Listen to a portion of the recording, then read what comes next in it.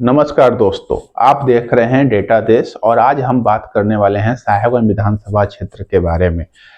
आज इसी कड़ी में हम बात करेंगे अपने गृह नगर मुजफ्फरपुर जिला के अंतर्गत आने वाले 98 साहेबगंज विधानसभा क्षेत्र की। तो आप सभी को पता होगा कि साहेबगंज विधानसभा क्षेत्र 98 के मौजूदा विधायक जो हैं वो भाजपा के श्री राजू कुमार सिंह राजू जी हैं, जो पर्यटक मंत्री भी हैं। इसी साल फरवरी मार्च के महीने में नीतीश सरकार की जो मंत्रिमंडल का विस्तार हुआ उस समय उनको पर्यटक मंत्री बनाया गया था। तो अभी बने हुए लगभग लगभग 8-10 महीने हुए हैं उन्हें। तो क्या 2025 का चुनाव क्या राजू सिंह के खिलाफ एक एंटी इनकम्बेंसी लेके आ रही है, या फिर साहेबगंज का जातीय जनगणना और विकास की जो धरातल की जो चीजें हैं वो डिसाइड करेगा कि साहेबगंज का अगला विधायक कौन होगा। दोस्तों, आप सभी को पता ही होगा, या अगर मैं बताऊं तो साहेबगंज विधानसभा क्षेत्र है वो हमेशा जो है एक बहुत ही हॉट टॉपिक बना रहता है मीडिया में। क्यों? क्योंकि यहाँ का जो समीकरण है, चाहे वो जातीय समीकरण हो या फिर वोटों की राजनीति हो, अलग अलग मुद्दे पे वो हमेशा हॉट टॉपिक बना रहता है। आज का विश्लेषण है कि मुजफ्फरपुर जिले की जो साहेबगंज विधानसभा क्षेत्र है, क्या यह चुनाव सिर्फ पार्टी का चुनाव है, किसी पार्टी के कैंडिडेट का चुनाव है, या फिर जातीय समीकरण और स्थानीय विकास का चुनाव है। तो 2025 आते आते सवाल ये बहुत ही ज्यादा प्रासंगिक हो जाता है कि क्या राजू सिंह के लिए एंटी कंबेंसी बन रही है साहेबगंज विधानसभा क्षेत्र में, या फिर विधानसभा क्षेत्र में राजू सिंह की जो अपनी पकड़ है, जो अपनी जो पैठ है, अपना जो अस्तित्व है, उससे वो समझौता किए बिना इस बार भी चुनाव जो है वो जीत के जाएंगे। कुछ डेटा पॉइंट ऐसा है कि 2005 में राजू सिंह ने अपने चुनावी करियर की शुरुआत करी थी 2005 में लोजपा से, और उन्होंने 2005 में लोजपा से उन्होंने चुनाव जीती भी। फिर वो 2010 में जीते जदयू से, फिर वो 2010 में फिर से चुनाव हुआ, फिर से वो जीते। 2015 में जब जदयू महागठबंधन की एक पार्टी राजद जो है आरजेडी, उसके साथ जब गठबंधन कर ली जदयू ने, तो राजू कुमार सिंह राजू जो है वो जदयू छोड़ के वो भाजपा ज्वाइन कर लिए, भारतीय जनता पार्टी ज्वाइन कर लिए। और उस समय जब चुनाव हुआ था तो राजू कुमार सिंह राजू जी हार गए थे, है ना। तो रामविचार राय से हार गए थे। तो अगर बात करूं तो 2005 में जदयू और एलजेपी का जो वोट शेयर था लगभग लगभग 48% के आसपास था। लेकिन 2015 में जब आरजेडी जीती थी और राजू सिंह हारे थे, एक ही बार अपने करियर में राजू सिंह अभी हारे हैं, वो भी बीजेपी के सिंबल पर उन्होंने चुनाव जीता था 2015 में, और रामविचार राय ने 50% से ज्यादा वोट लाकर राजू सिंह को हराया था। लेकिन जब 2020 में फिर से चुनाव हुआ तो राजू सिंह जो है एनडीए के घटक दल वीआईपी से चुनाव लड़े थे, क्योंकि 2020 में वीआईपी जो है वो एनडीए का समर्थन कर रही थी, और वीआईपी पार्टी से जब राजू सिंह जीते थे तो उनको लगभग लगभग 45% जो है वोट मिली थी, और राजद जो है लगभग 36-37% वोट पे सिमट गया था। तो आपने ये देखा यहाँ पे दो तीन चीजें उभर के आ रही हैं। एक तो जब जब राजू सिंह ने अलग अलग पार्टियों के साथ चुनाव लड़ा तो उन्होंने बड़े अंतर से चुनाव जीता, लेकिन जैसे ही उनको भाजपा पार्टी ने सिंबल दिया कमल छाप, तो वो चुनाव नहीं जीते। लेकिन जो सबसे बड़ी पार्टी होने का दावा करती है भाजपा, उस सबसे बड़ी पार्टी के सिंबल से जब राजू सिंह ने चुनाव लड़ा था 2015 में, तो उनको हार का सामना करना पड़ा था। लेकिन उसी समय अगर मैं बात करूं, जो लोजपा है या फिर जदयू है या फिर निर्दलीय से भी लड़े थे, if I am not wrong, तो उन्होंने चुनाव जीती थी। तो यहाँ पे डेटा पॉइंट ए उभर के आता है कि क्या साहेबगंज विधानसभा क्षेत्र में जो भाजपा की एक राजनीति है, क्या लोग उसे देखना नहीं चाहते हैं, या लोग उसे पसंद नहीं चाहते करना चाहते हैं।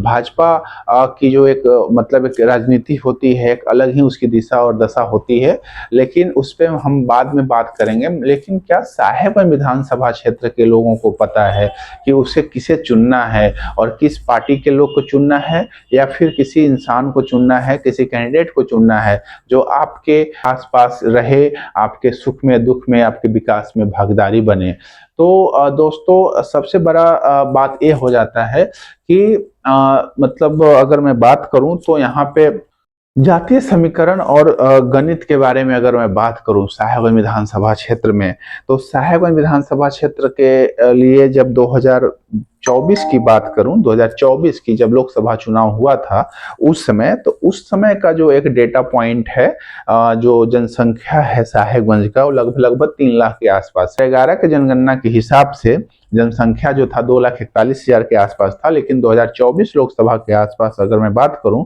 तो लगभग लगभग 3 लाख साहेबगंज की आबादी है, जिसमें यादव समुदाय के जो लोग हैं लगभग 22 से 24% है।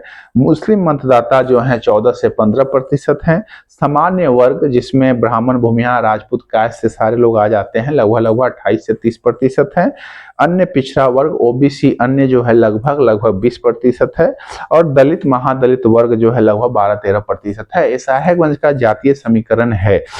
अब इस पे हम बात करेंगे कि जो आपने देखा होगा लगातार जब से मतलब बिहार विधानसभा का चुनाव जब भी सामने आता है, उसके 6-7 महीना 1 साल पहले से ही एमवाई समीकरण जो है वो शुरू होने लगता है। एमवाई का मतलब होता है मुस्लिम और यादव। वो महागठबंधन के संदर्भ में अगर मैं बात करूं, लेकिन वही अगर एनडीए के संदर्भ में बात करूं अगर, तो एमवाई समीकरण का मतलब हो जाता है माँ और यूथ, महिला और यूथ, है ना। तो दोनों का एमओई समीकरण जो है अपने चरम सीमा पे है बेसिकली। लेकिन आज मैं बात करूंगा मुस्लिम और यादव एमओई समीकरण के बीच में। लेकिन यहाँ पे अगर मैं बात बताऊं, अगर इसको अगर इस डेटा पॉइंट से अगर हम जोड़ के देखें तो यादव और मुस्लिम का वोट लगभग लगभग अगर हम जोड़ दें तो 37-38% का एक ठोस वोट बैंक जो होता है, जो आरजेडी का अपना एक पारंपरिक आधार है, जो उनका एक मतलब बोलूं तो लेगेसी सिस्टम रहा है आरजेडी का, मुस्लिम और यादव का वोट का, जिनके मतलब वोटिंग परसेंटेज से ही वो लगातार जीतते आ रहे हैं। भूमिहार, ब्राह्मण, राजपूत, ओबीसी, कायस्थ सबको मिला के अगर मैं बात करूं लगभग 52 से 54% के आसपास वोट होता है, लोग होते हैं जो वोट देते हैं, ठीक है। तो एनडीए जो है हमेशा जो है अग्र जाति के लोगों की राजनीति करती है, जैसा कि वो बोलते हैं।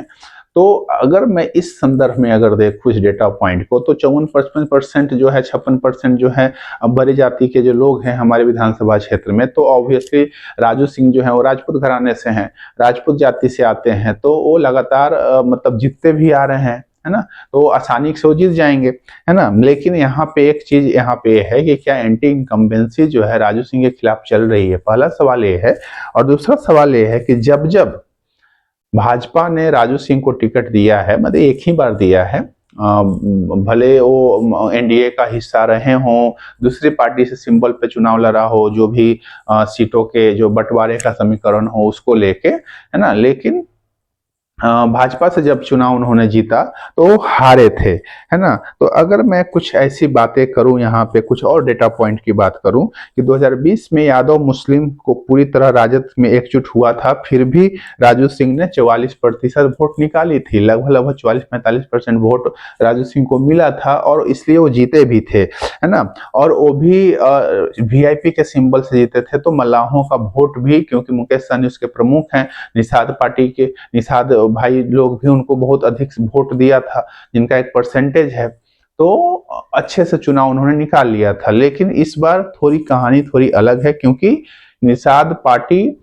जो निषाद के जो सुप्रीमो है, सहनी समाज के जो सुप्रीमो है मुकेश सहनी जी, वो भी महागठबंधन का इस बार हिस्सा है, और जिससे पिछली बार राजू सिंह ने चुनाव जीता था। तो क्या जो भी 10-12% जो वोट मुकेश सहनी के कारण उनको मिला था पिछली बार, क्या इस बार वो महागठबंधन के समर्थित जो भी साथी होंगे, चाहे राजद के हों या फिर मुकेश सहनी के पार्टी को, क्या उनको मिलेगी? ये एक बहुत बड़ा सवाल है। क्यों?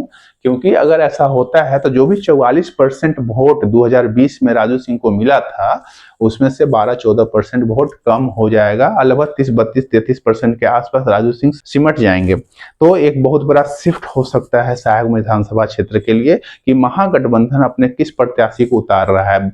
बेसिकली अगर हम देखें शुरुआत से, जब से साहेबगंज विधानसभा क्षेत्र का मतलब आगाज हुआ 1951 में, तो उस समय से लेके आज तक अगर हम पूरा काउंट करें तो कांग्रेस का दबदबा रहा, लगभग लगभग 7 बार उन्होंने चुनाव जीती।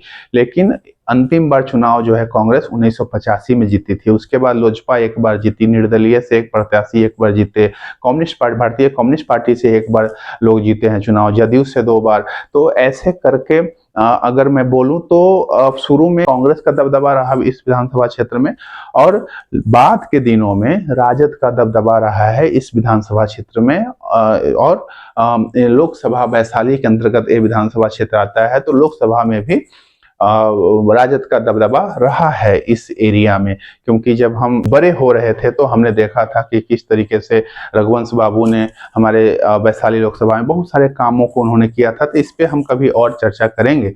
लेकिन साहेबगंज की सीट जो है वो लेगेसी सिस्टम जो है वो राजद की ही सीट मानी जाती है।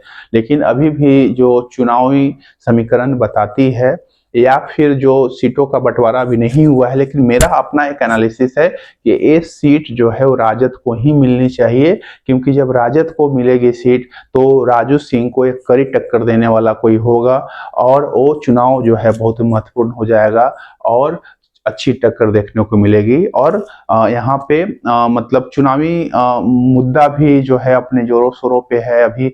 और जब राजू सिंह के खिलाफ जब कोई राजद का कोई बंदा आएगा, कैंडिडेट आएगा, चाहे वो तुलसी राय हो या पृथ्वीनाथ राय हो, या फिर मैंने सुना कि मनोज राय भी नाम में है, गीता कुमारी हैं कोई, है ना।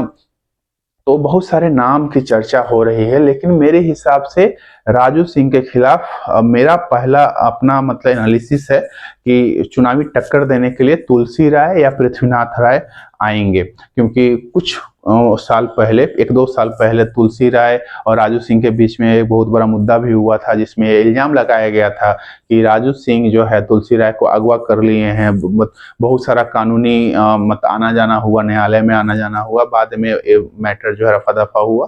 तो उस लहजे से भी अगर हम देखें कि अगर राजू सिंह को कोई टक्कर दे सकता है साहेबगंज में, तो तुलसी राय या फिर पृथ्वीनाथ राय मतलब राजद का ही कैंडिडेट दे सकता है। तो एक मेरा अपना एनालिसिस है।